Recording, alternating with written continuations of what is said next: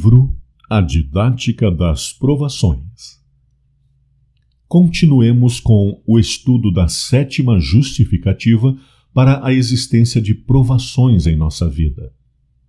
Nesta sétima justificativa, estamos aprendendo que as provações de hoje podem significar libertações e bênçãos futuras para alguém. Esther decidiu desafiar a regra de aproximar-se sem prévia autorização e disse: "E assim irei ter com o rei, ainda que não esteja de acordo com a lei. E se perecer, pereci." Esther 4,16. Louvado seja o Senhor para sempre. Que determinação dessa jovem! Arriscar perder o seu status de rainha, seus bens, suas riquezas e, obviamente, a própria vida. Não é difícil imaginar a alegria no coração do Senhor quando encontra alguém que esteja disposto a servir aos seus santos desígnios. Algum tempo atrás, Vasti, a rainha anterior, havia perdido todos os seus direitos reais, justamente por recusar-se a comparecer na presença do rei, e agora a rainha seguinte, Esther, arriscava-se a ter o mesmo destino por fazer o contrário do que fizera Vasti, ou seja, por comparecer à presença do rei sem sua convocação e autorização. Mas lá se foi Esther e conseguiu falar com o rei, solicitando-lhe que pudesse organizar um banquete em sua casa para toda a corte, inclusive com a presença de Naamã. Autorizada pelo rei, Esther trouxe a todos para o seu banquete e, num determinado momento, desmascarou perante o rei a Naamã e ao seu maligno plano contra o povo judeu. Com isto, Assuero determinou a execução de Naamã na mesma forca que ele havia erigido para Mardoqueu e livrou o povo de Israel da destruição. O Senhor opera através de meios que muitas vezes nos parecem estranhos e até mesmo injustos, mas precisamos compreender, pela fé, que esses fatos ruins devem acontecer em função de que soluções para problemas futuros, mais agressivos ainda, sejam construídas. As provações na vida de Esther indicam claramente essa abençoada atuação divina. Lembremo-nos de que vivemos sob os efeitos prejudiciais do pecado e que tais soluções implicam necessariamente em que algumas dores terão que ser vividas e suportadas. Uma pérola de esperança para você.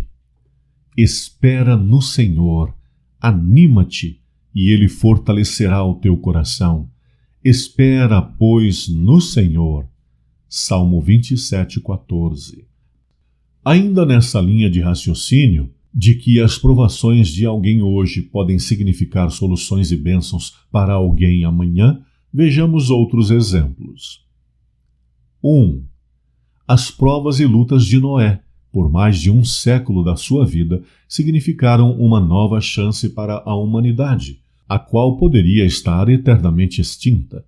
O fato de Noé ter aceito a missão a ele dada por Deus e de haver perseverado na mesma, significou nada mais, nada menos que a preservação da raça humana. E aqui hoje estamos, esperançosos com a breve volta do Senhor e com o restabelecimento completo do equilíbrio no universo, pela extinção do mal. 2. As provas e lutas de Abrão, ou Abraão, significaram bênçãos sem medidas para centenas de gerações futuras que vieram a conhecer o amor de Deus por seu fiel testemunho. Ele é o Pai de todos os que creem. Sabei, pois, que os que são da fé são filhos de Abraão. Gálatas 3:7. 3. As provas e lutas de Moisés, durante 80 anos da sua vida, significaram a liberdade total da escravidão do Egito, bem como a posse da nova terra, a eles prometida por Deus. 4. As provas e lutas de João Batista significaram a preparação do caminho para a primeira vinda do Senhor. Esse fiel profeta anunciou com veemência a necessidade de arrependimento e conversão daquele povo mergulhado em tradições e corrupção. Sem os esforços de João Batista, muitas pessoas não teriam reconhecido em Jesus o Messias prometido. 5. As provas e lutas de Pedro, Paulo e dos demais apóstolos, inclusive culminando em condenação à morte para quase todos eles, significaram o avanço do Evangelho por todo o mundo em todos os tempos que viessem depois de Cristo. 6. As provas e lutas do Senhor Jesus significaram nossa redenção eterna. Significaram que podemos ser vistos como justos diante de Deus novamente, que podemos ser livres, que podemos ter a paz do céu aqui e agora, que temos a chance de viver eternamente em Sua presença, que a morte será vencida e devolverá muitos dos nossos entes queridos na grande ressurreição do dia da Sua volta, que um novo lar está sendo preparado para nós no céu, no qual iremos habitar, que nele podemos ser mais que vencedores, que é possível vencer o mal e seu originador, obedecendo plenamente a Deus, que podemos crer de forma absoluta que Deus é amor, que tudo é possível ao que crê. 7.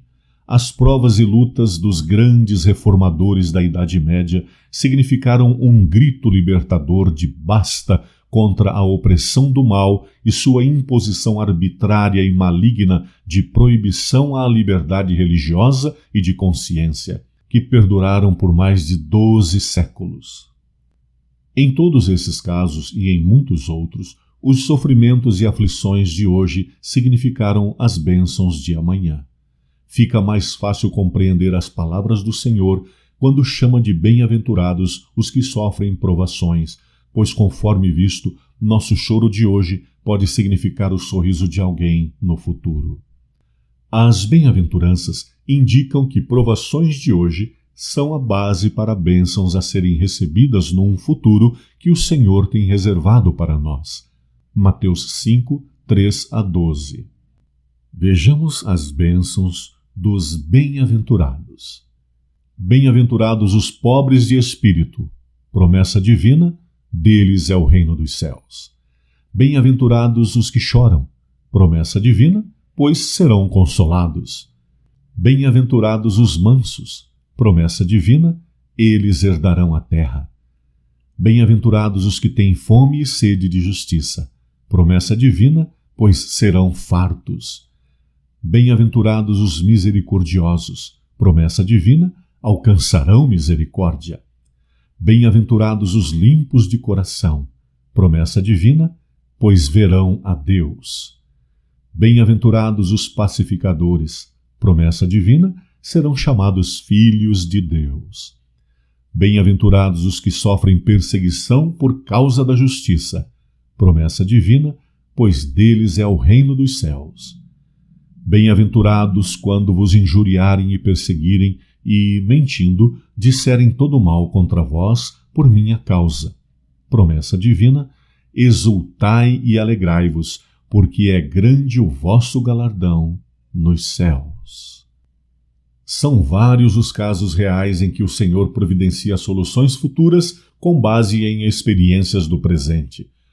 Num exemplo clássico desse tipo de evento, houve um episódio em que o profeta Samuel precisava encontrar-se com Saul para ungí-lo rei sobre Israel. O Senhor providenciou o encontro entre os dois, mas de uma forma muito bela, através de algumas provações na vida de Saul, conforme podemos ver nesta sequência. Primeiro, e perderam-se as jumentas de Quis, pai de Saul. 1 Samuel 9:3. Segundo passo. Passaram, pois, pela montanha de Efraim, e dali passaram à terra de Salisa, porém não as acharam. Depois passaram à terra de Saalim, porém tão pouco estavam ali. Também passaram à terra de Benjamim, porém tão pouco as acharam. 1 Samuel 9:4. O pão de nossos alforjes se acabou. Mais uma prova aí. 1 Samuel 9:7. terceiro passo desta sequência de provações para as futuras soluções. E quando Samuel viu a Saul, o Senhor lhe respondeu: Eis aqui o homem de quem te falei. Este dominará sobre o meu povo. 1 Samuel 9,17. Quarto passo. Então tomou Samuel um vaso de azeite e lhe o derramou sobre a cabeça e beijou-o e disse: Porventura não te ungiu o Senhor por capitão sobre a sua herança? 1 Samuel 10:1. Quinto passo. Então disse Samuel a todo o povo: Vedes já a quem o Senhor escolheu? Pois em todo o povo não há nenhum semelhante a ele.